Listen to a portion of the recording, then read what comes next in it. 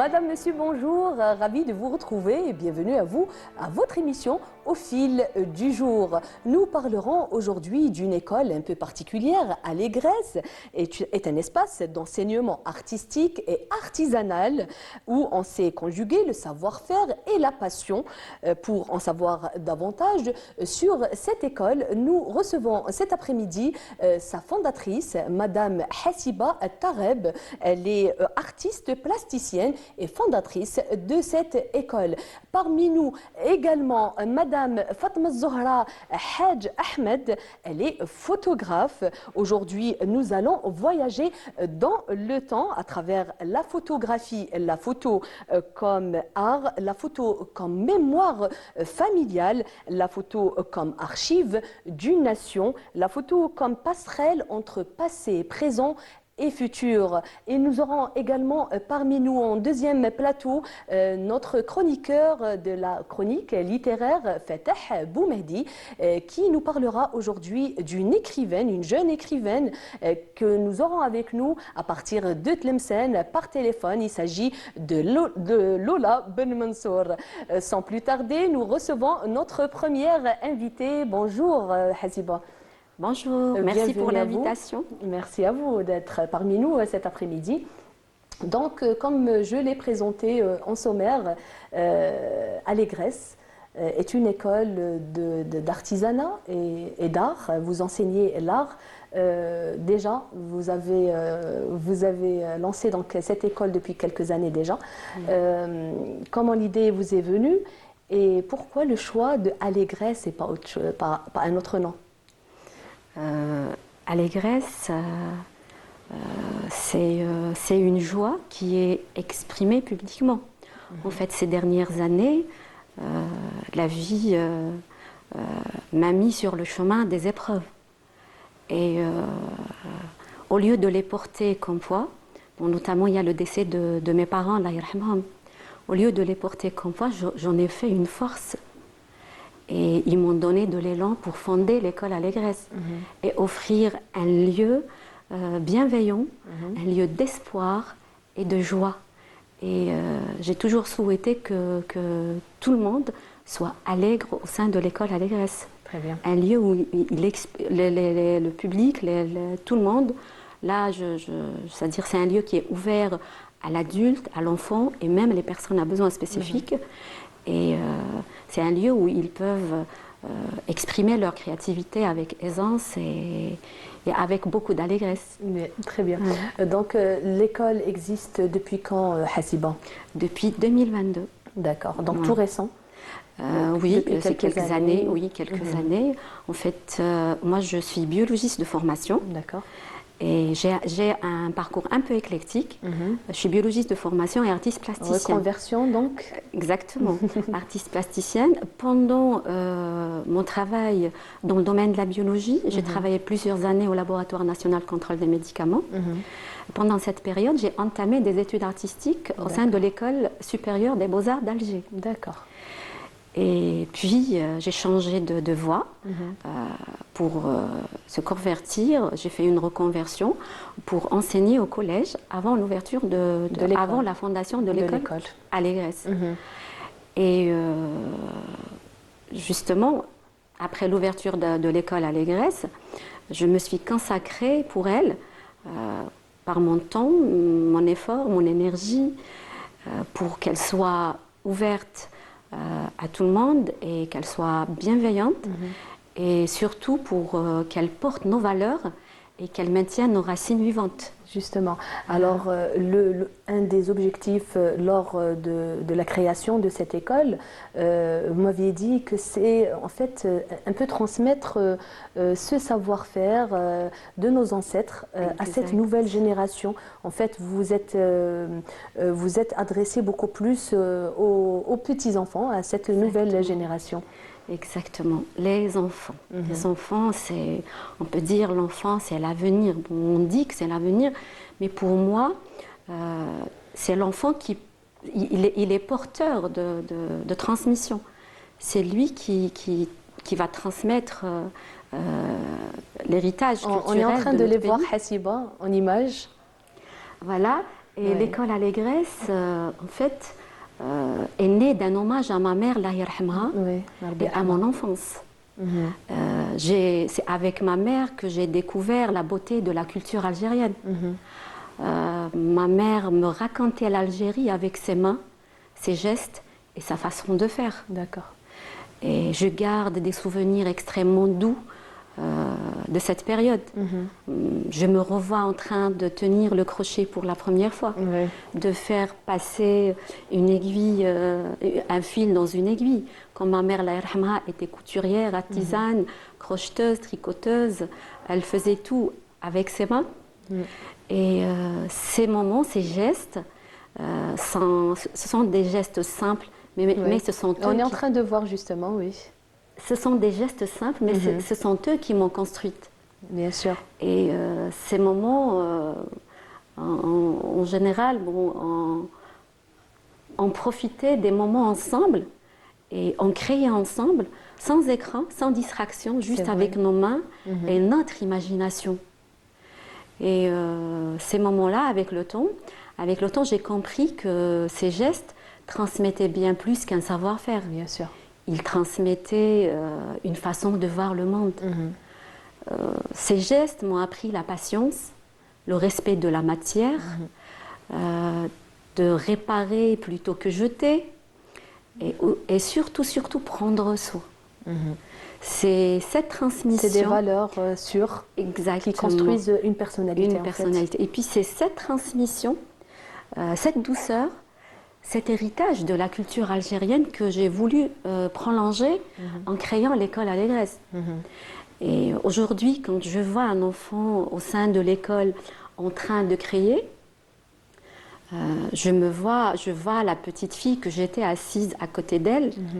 Et je me dis, cet héritage ne doit jamais s'éteindre. En fait, on parlait de photographie aussi, donc c'est un peu des souvenirs que vous faites vivre à nouveau après le décès de votre maman. Allah yarhamha. Oui. Justement, j'ai voulu, c'est-à-dire là, je n'ai pas voulu juste transmettre cet héritage.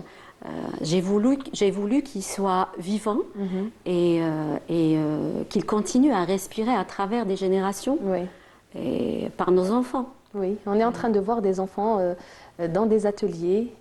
Oui, je pense que pendant les vacances scolaires. Pendant les vacances scolaires, on reçoit les enfants pendant toute la journée. Ils restent de 9h jusqu'à 16h. Donc, ils ont un atelier. Et vous arrivez à les occuper pendant toutes ces heures? Ils ne s'ennuient pas? Justement, arriver à convaincre un enfant de s'asseoir sur une chaise pendant 8 heures, pas évident. Et justement, c'est ce qui est magique. C'est ce qui est magique, contrairement à l'écran. Vous éveillez leur curiosité, j'imagine. Justement, contrairement à l'écran qui stimule l'enfant, on voit une nervosité, une impatience permanente. L'art, il a un effet magique. Au bout de quelques minutes de manipulation, on voit l'enfant se calmer, se recentrer et il se met à la création. Il se recentre. Là, avec ses activités artistiques, l'enfant retrouve son pouvoir sur l'attention. Il retrouve le pouvoir sur son imagination et surtout aussi le plaisir de créer avec ses mains. Oui, voilà. Très bien. Donc, dans votre école, on apprend de nombreux métiers Hassiba. Souvent, ce sont des métiers qui sont très anciens, comme la broderie, le perlage, le crochet et le tissage de tapis. Est-ce que ça intéresse toujours les gens? Les gens, oui. Oui, justement, nous proposons diverses formations pour donner la chance, c'est-à-dire la chance aux gens de voir. Et il y a des ateliers découvertes où ils essayent. Après, si la personne se retrouve dans l'atelier, elle continue. Il y a des gens qui s'intéressent, par exemple, comme le tissage. Le tissage, là, c'est une dame de Gardaya qui donne ses cours à notre niveau. Et quand on a lancé cette formation, les gens, ils étaient contents et ils ne s'attendaient pas qu'il y ait des écoles comme ça qui organisent ce genre de formation. Parce que là, en général, quand on dit tissage de tapis, c'est un grand métier à tisser. C'est un grand métier, mais au sein de l'école, on a pu avoir des petits métiers à tisser où chaque stagiaire peut travailler à l'aise et elle suit les étapes du prof. Et il y a aussi la vannerie. La vannerie qui est aussi très riche et très belle. La broderie, on a la broderie ancienne et la broderie moderne. Les gens s'intéressent à la broderie et s'intéressent surtout à tout ce qui est couture, perlage. Parce qu'on fait aussi de la haute couture. Maintenant, même des femmes qui travaillent, elles viennent aussi les week-ends pour faire la couture, pour faire le perlage. Elles préfèrent faire leur propre tenue par leurs mains et ça fait plaisir. Bien sûr. Voilà. Mais l'axe central de l'école, c'est surtout l'enfant. Parce que toujours, je reviens à l'enfant. C'est-à-dire là, on a voulu lui offrir une alternative par rapport à l'écran, là où il peut goûter à un autre plaisir, un plaisir plus profond, plus doux, c'est celui de la création. Voilà. Je reviens toujours vers l'enfant. C'est vrai qu'on travaille avec l'adulte. Oui. Et puis maintenant, pendant les vacances d'hiver, les vacances d'été, au lieu de rester en face l'écran, parce que l'enfant maintenant, il est exposé à l'écran et il passe plusieurs heures devant un écran et petit à petit, il développe un déséquilibre. Bien sûr. On observe de la nervosité. Et on a vu même des maladies qui sont nées de ces écrans. Exactement. L'enfant, il devient impatient, il y a le manque de concentration, il y a même l'isolement. Oui. Malheureusement, oui. Et exactement. on a eu des cas, il y en a eu beaucoup de cas. Et cette stimulation répétée, toutes les secondes, l'enfant devient hyperactif, parfois, il devient moins tolérant. Des plus petits, exact. Il devient moins tolérant à la concentration, moins tolérant à la lenteur, moins tolérant à l'effort, alors que ces éléments ce sont essentiels pour bien grandir. Et voilà, c'est donc au niveau de l'école, c'est vrai que nous enseignons les arts et l'artisanat, mais en fait, nous transmettons un fil, un fil qui relie les générations, un fil qui relie la culture algérienne et les cœurs. Et tant que nous continuons à créer, ce fil continuera de vivre. Voilà. Très bien. Revenons un peu au métier que vous proposez au niveau de cette école. Est-ce que les apprentis préfèrent-ils le traditionnel ou plutôt le moderne, Hassiba? Maintenant, de nos jours, les stagiaires reviennent à tout ce qui est traditionnel, mais il y a toujours une touche de modernité. Donc, c'est tout ce qui est, on peut dire, l'original qui baigne dans l'originel. C'est-à-dire, on revient toujours au traditionnel, mais il y a une touche contemporaine dans tout ce qu'on fait. Voilà. Très bien. Donc, quels sont aujourd'hui vos objectifs en créant cette école, mis à part la transmission de ces métiers, transmettre aussi des valeurs aux enfants, à nos enfants. Avez-vous d'autres objectifs en fait? Alors l'objectif principal de l'école, c'est vrai que c'est la transmission, c'est faire vivre cet héritage. Mais surtout aussi faire éloigner les enfants des écrans. Et aussi, on propose des ateliers maman-enfant, parce qu'on a parlé de l'isolement. Là, au sein de l'école, on crée des ateliers où il y a une rencontre entre amis, entre familles.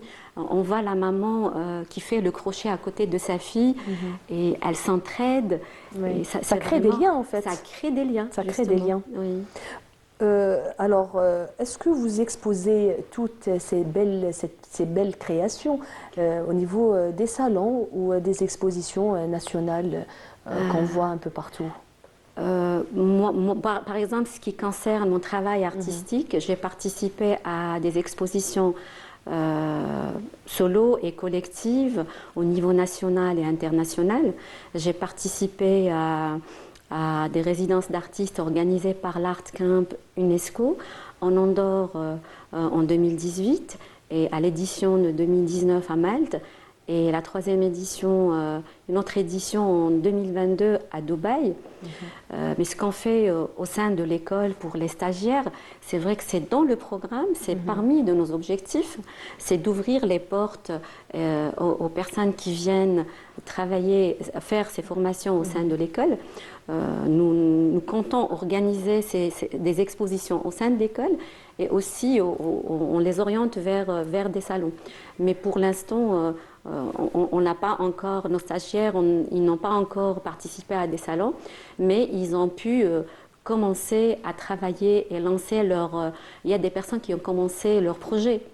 Ils ont commencé leur projet, ils commencent à fabriquer et même à vendre et vivre de leur métier. Bien sûr. Parce que c'est ça aussi. Justement, c'est un peu les encourager, oui. à vendre leur création. Leur création. Voilà. Très bien. En novembre dernier, Hassiba, vous avez lancé une formation du Zellij. Oui. Moi, j'aime beaucoup. Un savoir-faire ancestral qui sublime les carreaux avec les motifs mauresques. Exact, Est-ce que cette formation a un peu séduit le public?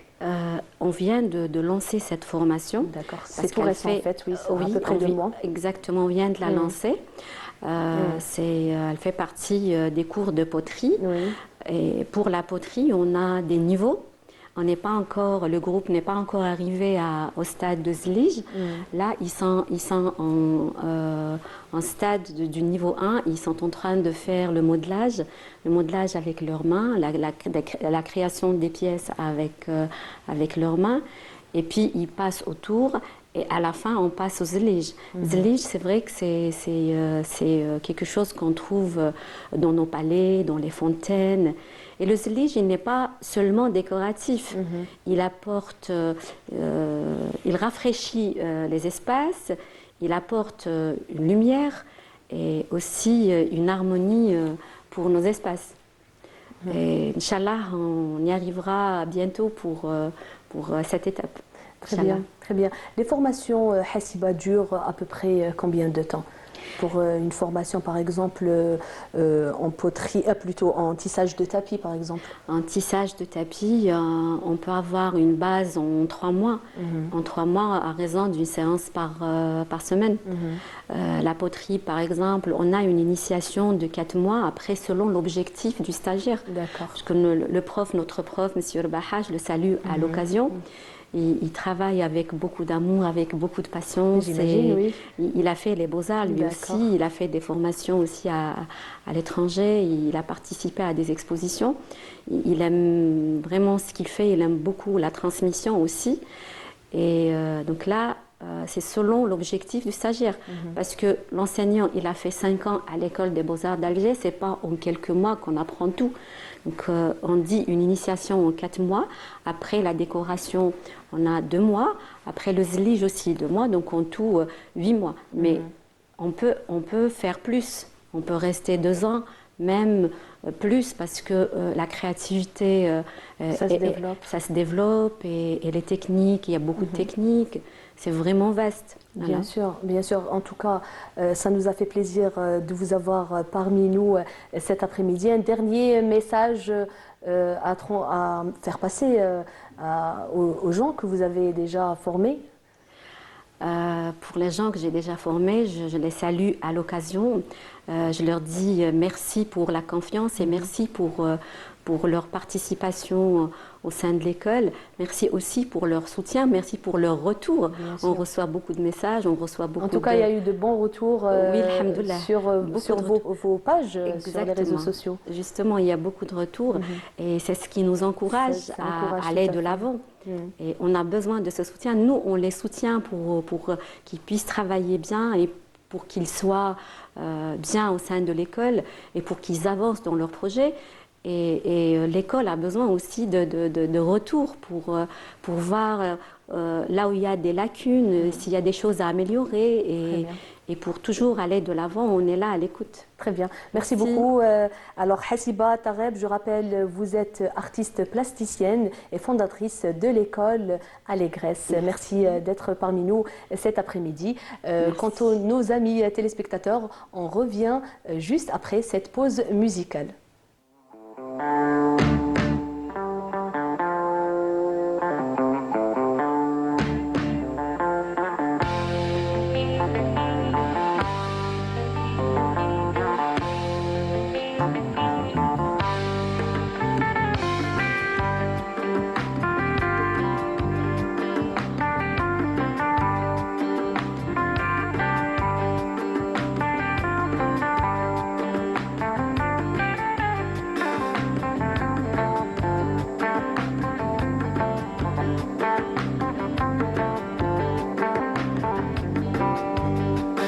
غدير مسواننا الليل غين سجم كيا ضغضاتين هيرين كتارننا جلمام كيا ضغضاتين هيرين كتارننا جلمام غدير مسواننا الليل غين سجم كيا ضغضاتين هيرين كتارننا جلمام كيا ضغضاتين هيرين كتارننا جلمام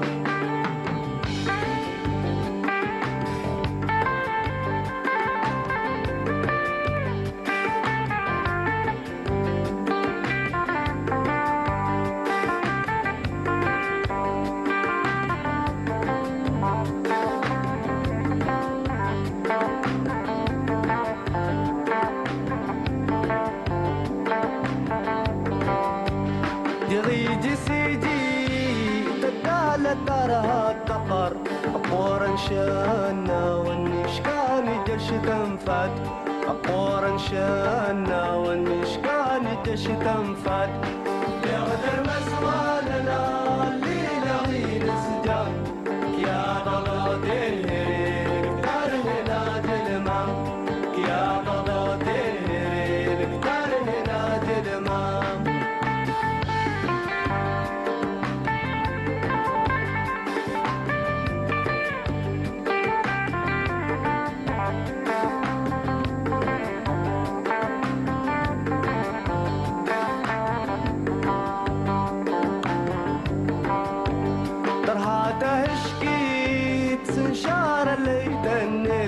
سريدي وانت تدمر ديك التلنت ريدي وانت تدمر ديك التلنت لو غير مسواننا الليلة غين السجام كيا ضغطين هيرين كتار هنا دلمام كيا ضغطين هيرين كتار هنا دلمام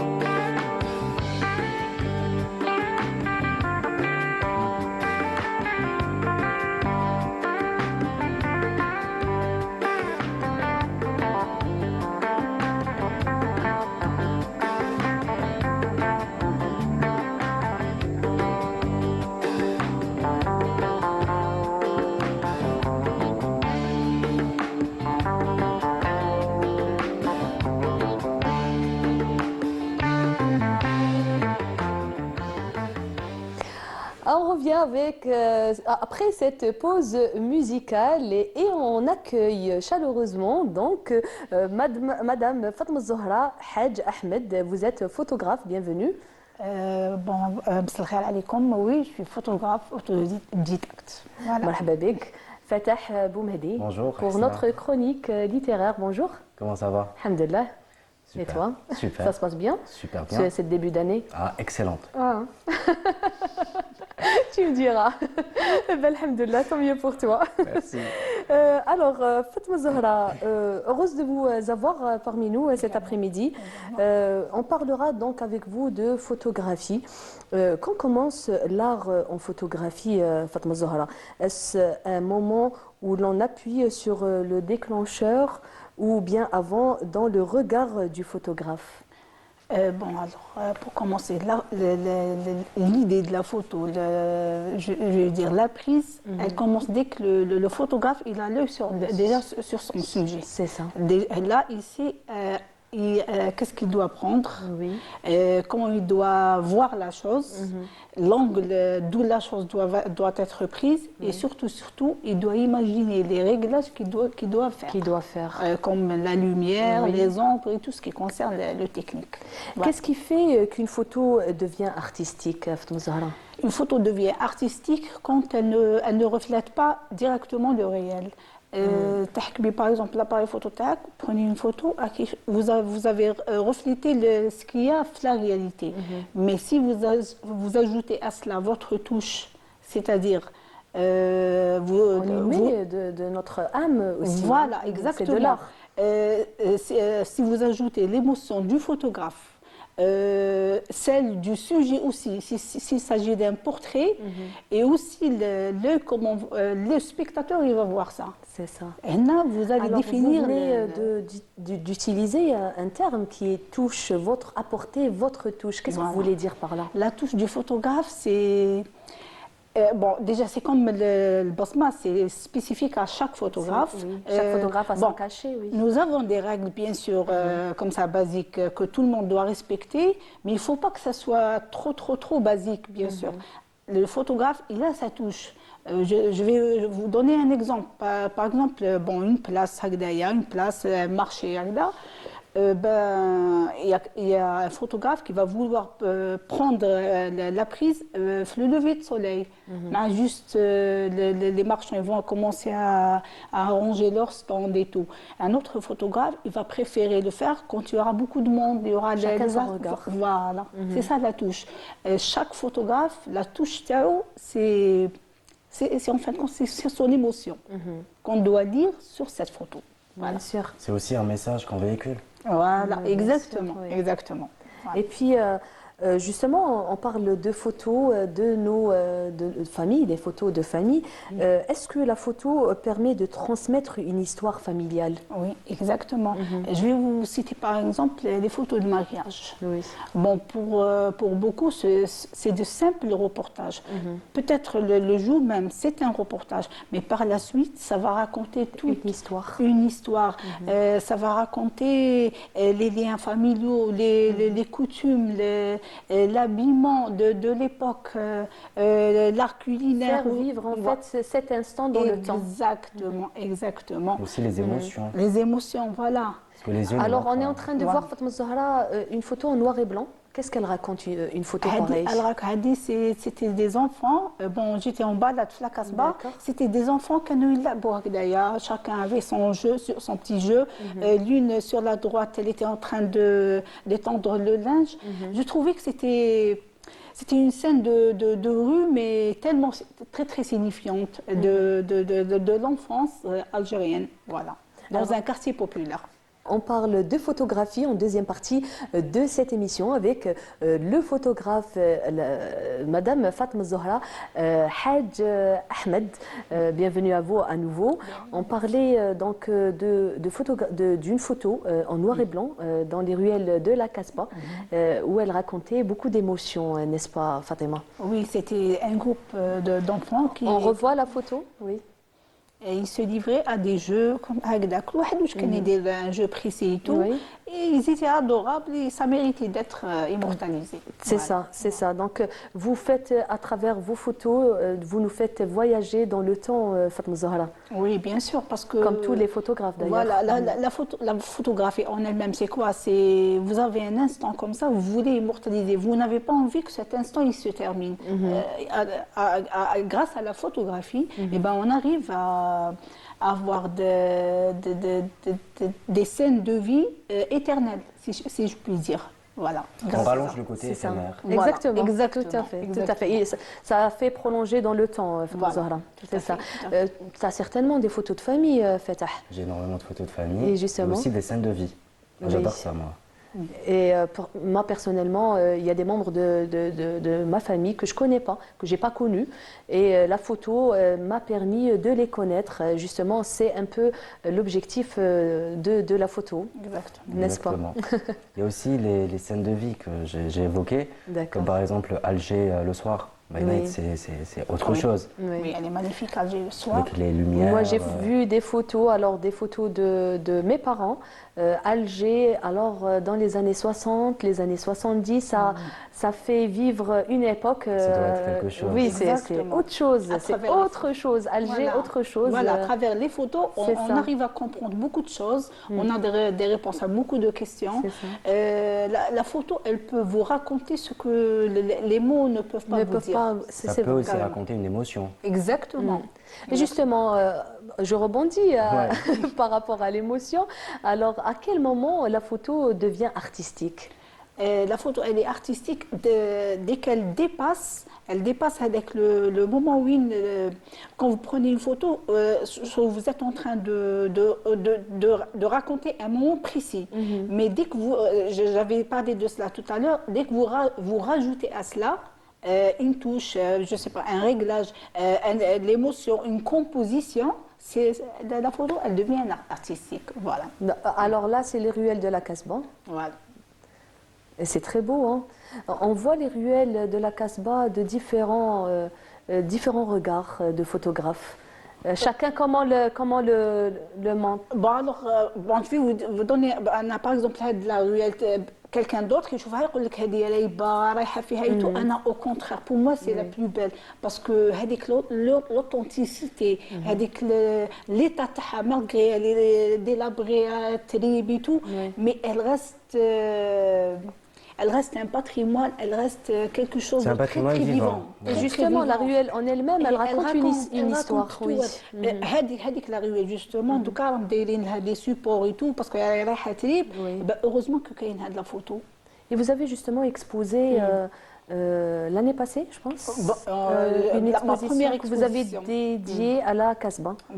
Ma première exposition, C'était c'était dédiée votre- à la Casbah. oui. Le titre, c'était Skrifa, D'accord. parce que c'était le début de ma carrière. Oui. Ça remonte à quand? En novembre 2022. C'était ma D'accord. première exposition, Oui. centre culturel à Mustafa Kateb. D'accord. Voilà. Par la suite, j'ai exposé aussi à l'hôtel Sofitel. Après, la fondation Asla, c'était une autre exposition, Benoum Zrna, vue par Fatima Zahra. D'accord. Là, j'ai essayé de sortir un petit peu de la Casbah, c'était le vieil Alger. D'accord. C'était la Grande Poste, c'était un petit peu les mosquées et tout, les ruelles d'Alger et tout. Qu'est-ce qui vous a un peu mené vers la photographie, Fatima Zahra? Bon, j'ai commencé à prendre des photos au début avec un téléphone.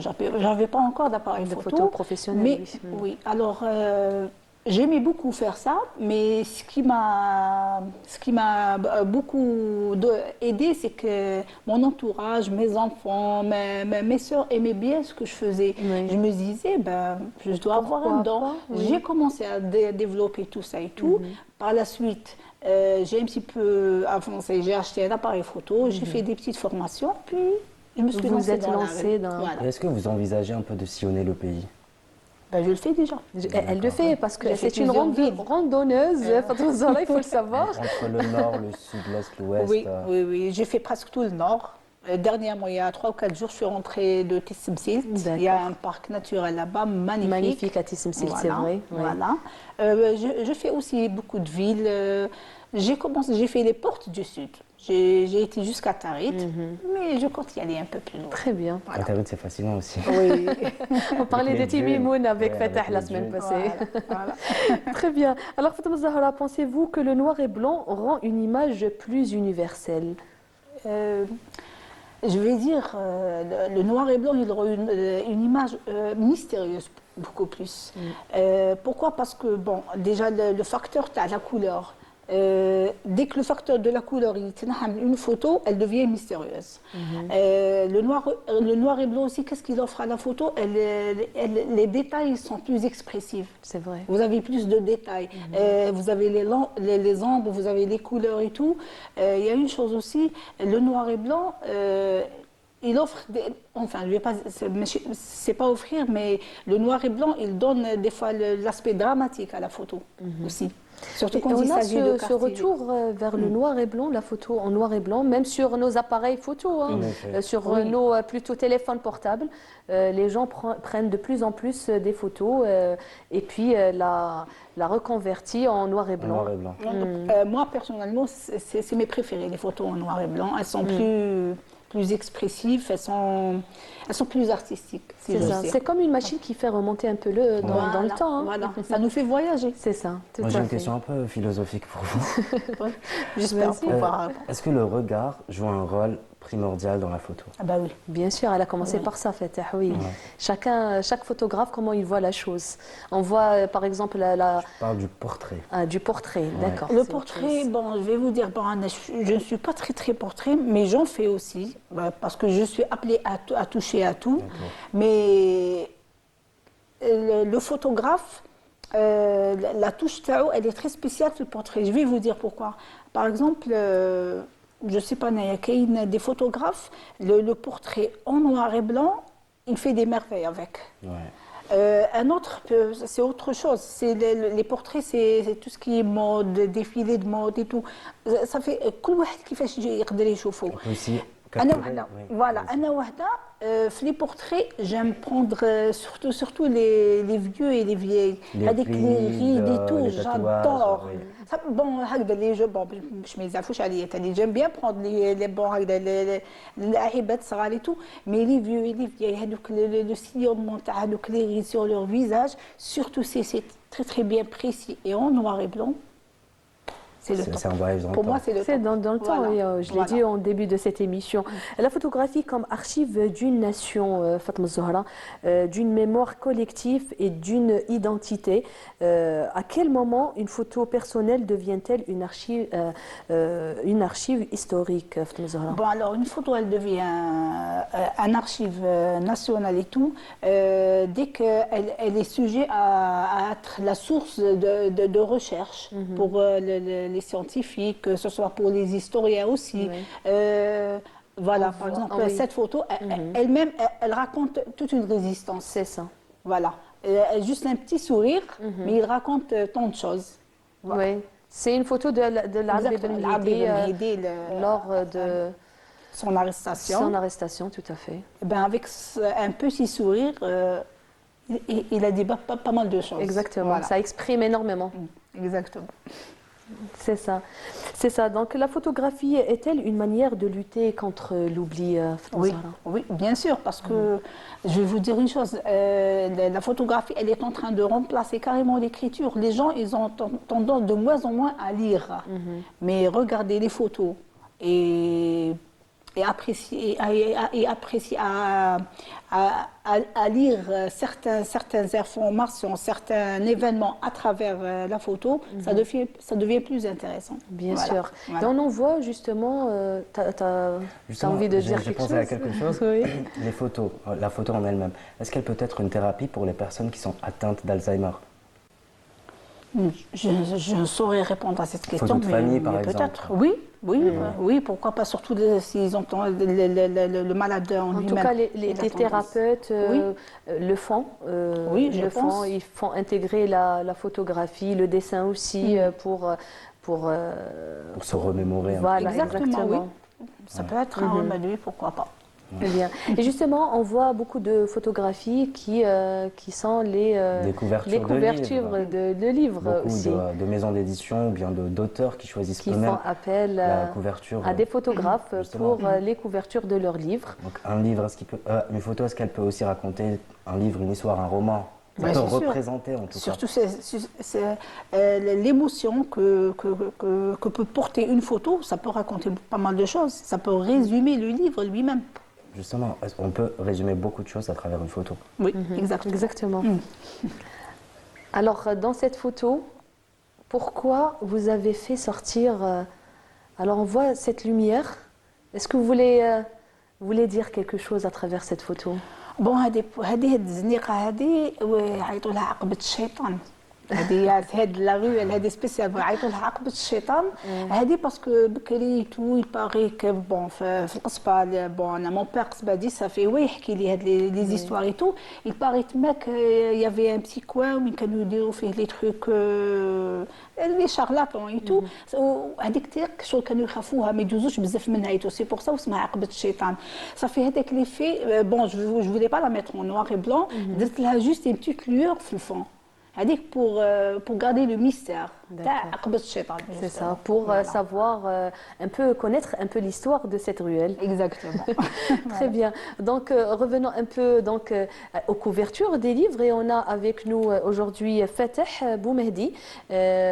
Fateh, tu t'intéresses à une jeune écrivaine aujourd'hui. En effet, il s'agit de Lola Ben Mansour, âgée de 25 ans. Elle est de Tlemcen, on l'aura au téléphone depuis Tlemcen. Donc, elle a publié son premier roman intitulé Les enfants du livre, paru aux éditions Casbah. Et donc, c'est un livre dont la métaphore est le livre-univers. Donc, c'est un livre dans un livre. C'est passionnant. Et en fait, elle nous raconte l'histoire de Colin. Tu l'as lu ? Oui, c'est le personnage principal et d'autres personnages également, où chaque personnage représente une émotion ou une sorte d'état d'âme. D'accord. On a Lola avec nous par téléphone ? Pas encore. On reviendra tout à l'heure, Fateh, pour l'avoir avec nous par téléphone. En attendant, Madame Fatma Zohra, donc, on parlait de la photo. En revenant un peu à la photo, aux photos de famille. Les photos donc, transmettent énormément, font découvrir à nos enfants, peut-être les faire connaître quelques membres de notre famille qu'ils ne connaissent pas, des moments, immortaliser aussi les moments qu'on a vécus dans le passé. Bon, la photo de famille, elle a beaucoup d'importance parce que, comme je des fois, il y a des membres de la famille qui disparaissent ou les petits-enfants, mais ils alors c'est bien de voir la photo de Mani, Bébé Sidi, tout. En même temps, c'est l'occasion pour les parents de raconter ce qu'ils ont fait, c'était quoi leur métier, les anecdotes surtout, le hadjet, la jaïz et tout. Et bien la photo, elle reflète tout ça aussi. C'est vrai, c'est vrai. Tu as vécu ça, Fateh. Ça te parle à travers ton regard. Ça m'inspire. Ça t'inspire aussi. Oui, voilà. Eh bien, tant mieux. En tout cas, c'est l'objectif de ce plateau aujourd'hui, de parler un peu de photographie, de mémoire, de voyage dans le temps, Fatma Zohra. En tout cas, vous avez choisi un très beau métier, Fateh. Justement, en parlant de voyage, est-ce que vous envisagez de voyager quelque part? C'est quoi vos futurs projets, vos objectifs aussi? En dehors de l'Algérie, bien sûr. Et ici, en Algérie, votre prochaine ville? Le Grand Sud, c'est le Grand Sud. Le Grand Sud. Madame, surtout de Janet. Janet, Inch'Allah. Inch'Allah, et vous revenez avec nous pour nous raconter un peu votre voyage. On a Lola Fateh avec nous. Lola Ben Mansour, bonjour. Bonjour. Bonjour. Comment ça va? Très bien, et vous? Ça va, alhamdoulilah. Merci beaucoup de m'avoir invité. Alhamdoulilah. Donc Lola, on a évoqué un peu votre premier roman. Et là, on va vraiment rentrer dans le vif du sujet. Donc chaque chapitre de votre roman représente une émotion ou un état d'âme. Comment vous avez travaillé cette correspondance entre émotion et personnage? Eh bien,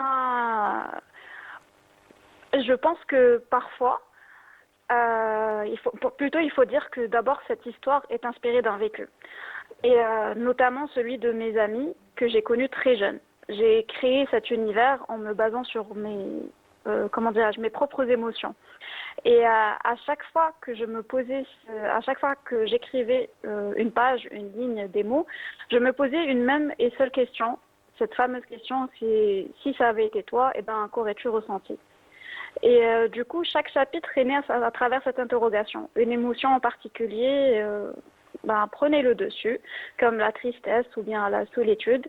Et c'est comme si peu à peu, elle se transformait en personnage. J'ai vraiment essayé de donner une voix, un visage à ces états intérieurs pour guider le lecteur comme sur un chemin émotionnel, afin qu'il puisse se reconnaître, être compris et bien sûr accompagné. Est-ce que c'était facile pour vous ou pas? C'est quand même un travail. Moi, facile, je dirais pas que c'est facile. C'était assez difficile au début parce que quand on se met à la place d'une autre personne, c'est compliqué de vraiment comprendre ses états d'âme. Mais je dirais qu'en posant après la question à ces personnes-là, ils m'ont répondu que c'était à peu près ce qu'ils ressentaient. Et du coup, oui. Hein. Et vous évoquez aussi dans votre roman la lumière. Donc le personnage principal, donc Colin, cherche à comprendre le secret de la lumière. Donc que représente cette quête de la lumière? Pour moi, le secret de la lumière, c'est avant tout le chemin de la guérison. À travers la quête de Colin, j'ai eu envie de montrer que, eh bien, toute période sombre a une fin et qu'il existe toujours une possibilité d'avancer. Et Colin et ses amis nous montrent et nous apprennent surtout à créer cette lumière dans l'obscurité. Et surtout et avant tout, cette lumière, elle se crée en nous. C'est le message principal du livre. Très bien. Donc vous évoquez aussi la tristesse, l'angoisse, mais est-ce que c'était vraiment primordial, important pour vous de rajouter une note d'espoir dans vos écrits? L'espoir est-il important? Bien sûr, parce que cette histoire, elle est remplie de symboles et je voulais qu'elle soit une hymne à la tolérance, à l'espoir et à l'acceptation de soi. Au final, pour montrer que nos faiblesses, nos fragilités, c'est ce qui fait aussi notre force. Et de montrer surtout, comme dirait Colin, que c'est le fait d'être différent qui nous rend exceptionnels. Très bien. Et cette œuvre est à la fois simple et poétique. Donc comment vous avez trouvé l'équilibre entre un ton accessible pour les jeunes et un ton beaucoup plus profond pour les adultes? Je dirais que parfois ce sont les mots bien les plus simples qui touchent le plus grand nombre de personnes. La simplicité n'empêche pas la profondeur, bien au contraire. Et ainsi, les plus jeunes peuvent entrer facilement dans l'histoire et vivre une aventure enchantée et remplie de morale, bien sûr. Mais les adultes aussi peuvent y retrouver des émotions, des questionnements et un écho qui fait peut-être à leur propre vécu. En tous les cas, on trouve facilement cet équilibre quand on écrit avec le cœur. Quand on voit la couverture de votre livre, on pense directement à un livre jeunesse, mais c'est Oui. tout autre chose, c'est un livre dédié à... Est-ce que c'est un livre qui est dédié à toutes les tranches d'âge? Exactement, oui. Les enfants de Julie, c'est un petit peu comme Le Petit Prince de Saint-Exupéry. C'est un livre qu'on lit à tout âge et à chaque lecture, on découvre un message caché. Et donc oui, c'est destiné à tout le monde. Ça vous a pris combien de temps de représenter chaque émotion? De créer aussi un personnage pour chaque émotion? C'est du travail. Bien sûr, ça m'a demandé beaucoup de réflexion, d'écriture et de réécriture. Mais c'était assez, je vais pas dire facile, mais on a tous ces émotions-là, comme la tristesse, la solitude, on les a tous vécues en quelque sorte. Donc j'ai puisé mon inspiration dans mes propres émotions et mes sentiments. On a appris par le biais de votre éditrice que vous êtes sur un deuxième roman, donc est-ce qu'on pourrait avoir quelques grandes lignes? Alors oui, ça c'est un scoop pour vous et nos chers téléspectateurs. Mon livre qui s'intitule Blanc Blanc, les moutons blancs sortira le mois de mars, Inch'Allah, chez Casbah Édition. Et c'est un livre, je n'ai pas très envie de révéler tout sur l'histoire, on va laisser planer un petit peu le mystère.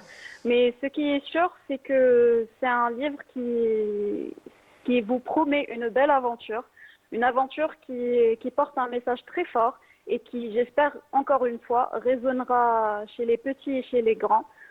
Et puis voilà, quoi. Vous aimez la photographie? Pardon? Vous aimez la photographie? Je ne vous ai pas entendu. La photographie. Est-ce que ça vous intéresse? Oui, plus ou moins, oui. C'est plutôt complémentaire avec les mots. Bien sûr, évidemment. Très bien. Lola, bonjour. Bonjour. Alors, vos personnages, comment vous êtes arrivé à faire cohabiter tous ces personnages ensemble dans votre livre? Alors, cohabiter tous ces personnages. En fait, comme je l'ai dit au début, je me suis inspirée de mon quotidien et de mon vécu, et surtout du vécu de mes jeunes amis. Des amis que j'ai connus très jeunes et qui sont malheureusement malades, pour d'autres sont décédés. C'est l'histoire, c'est leur histoire, leurs émotions principalement. Et je voulais leur rendre un hommage. Donc j'en ai choisi 3 qui m'ont profondément touchée depuis mon enfance. À travers non pas leur tristesse et toutes ces émotions-là, mais à travers leur courage, leur sourire. Et c'est des amis qui m'ont beaucoup inspirée. Donc pour moi, c'était une évidence que l'histoire raconte leur vécu à eux. C'était assez facile à rédiger. Très bien. Et est-ce que vous avez d'autres dates à venir pour des signatures? Pour le moment, comme je suis à Tlemcen, donc on essaye d'organiser quelques rencontres. Littéraires. Mais prochainement, oui. Mais prochainement, Inch'Allah. Très bien. Avec la sortie du livre de mon deuxième livre, ça devrait se faire. Et le retour des auteurs, des lecteurs plutôt? Est-ce qu'il y a eu un bon retour, le retour positif? Oui, pour la plupart, oui. Parce que la majorité pense trouver une aventure assez jeunesse, mais se retrouve face à un message encore plus grand. Et donc, pour la plupart, j'ai eu de très très bons retours. Tant mieux. Très bien. Très bien. Merci beaucoup, Merci beaucoup, Lola Lola. Belmansour. Avec grand plaisir. Merci Vous étiez donc, je rappelle, avec nous par téléphone à partir de Tlemcen. Vous êtes jeune autrice. On revient sur notre plateau. Donc, le livre fait vivre beaucoup d'émotions. Est-ce que c'est pareil pour la photographie? Sûrement, Oui. certainement. La photographie, c'est quoi? En fin de compte, c'est immortaliser un instant précis. Vous pouvez le faire d'une façon très basique, comme vous pouvez le faire d'une façon artistique. Bien à sûr. vous de voir la touche qu'il faut y mettre. Très bien. Très bien. On revient un peu sur les photos de famille. Que racontent, selon vous, les vieilles photos de nos grands-mères, de nos aïeux, Fatma? Ça raconte en premier lieu les coutumes tawana, qui tu fais la tenue vestimentaire. C'est pas la même chose que nous, bien sûr. Ça raconte aussi certaines traditions qui ont tendance à disparaître. Oui. Moi, j'ai vu des photos, par exemple, une vieille dame, exactement. et tout, chose qu'on n'est pas en train de voir de on nos voit jours. rarement même. Exactement. Oui. Voilà, Donc, à travers les photos, ça on nous peut fait faire voyager revivre. dans le temps. Voilà, Oui. exactement. Très bien. Donc, restant toujours justement dans la photo de famille, est-ce que la photo permet de transmettre une histoire familiale, Fatma Zahra? Ça dépend, parce qu'il y a certaines histoires qui restent des secrets de famille, tout, mais d'autres, non.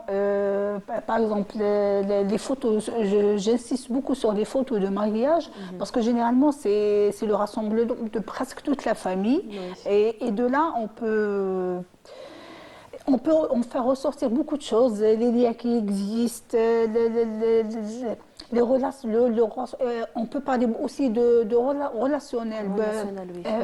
Et à travers la photo, tu fais par exemple une photo de groupe de famille, qu'il y a des sourires, qu'il y a une tristesse, la sortie de la mariée et tout. Tout ça, c'est des choses que la photo, qu'on peut ressentir à travers une photo. Oui. Exactement. Alors, pourquoi les photos de famille ont-elles un pouvoir émotionnel si fort? Parce qu'elle capte beaucoup les émotions, justement. Parce qu'une photo, elle ne peut pas mentir. Bien sûr. Vous avez, je ne sais pas, par exemple, elle sourit. À travers la photo, vous allez sentir que c'est un sourire très sincère. Parce qu'elle sourit parce qu'elle est heureuse, pas parce qu'elle fait semblant. Et puis, c'est aussi le sentiment d'appartenance. Voilà, exactement. Très bien. Ben, merci beaucoup, Fatma Zohra. Merci à vous. Merci, Fatah. Merci à toi, Hasna. Pour Merci, ta Zahra. chronique hebdomadaire. Merci beaucoup. En tout cas, on arrive à la fin de cette émission. On vous donne rendez-vous dès dimanche et ça sera la soirée de Yennayer. D'ici là, prenez soin de vous et de vos proches. À bientôt. Merci beaucoup.